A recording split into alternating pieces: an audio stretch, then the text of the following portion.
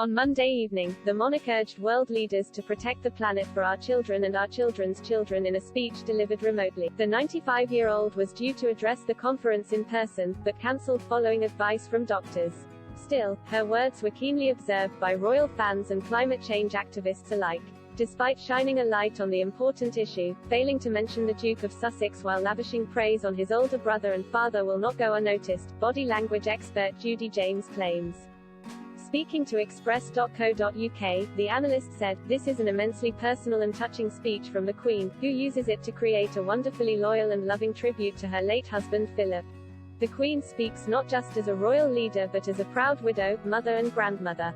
Her words are stunningly emotional as she speaks of my dear late husband," quoting a speech he made on the urgency of climate change back in 1969. Her pride also spills over as she refers to the way that the leading role my husband played lives on through the work of our eldest son Charles and his eldest son William.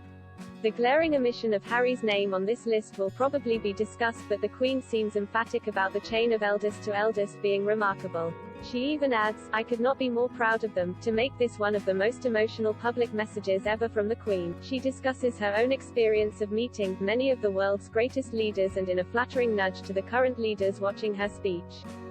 She describes how she understands a little about what made him special, describing it as statesmanship, before urging her audience to achieve true statesmanship, in a very clever appeal that never lectures or hectors, but which gently flatters them into taking the right action on climate change. Her speech came shortly after Charles, 72, addressed the G20 summit in Rome at the weekend where he talked about the dangers of climate change. The heir to the throne is also due to speak at the COP26 conference, where he will tell world leaders that a warlike footing is needed to tackle the climate crisis. He has branded the summit as the planet's The Last Chance Saloon. While senior royals have descended on the conference in the Queen's absence, Harry and wife Meghan have barely been mentioned. This is despite the Sussexes vocally championing climate change causes from their base in America. In May, father of two Harry claimed the fallout from using fossil fuels is one of the two most pressing issues facing the world.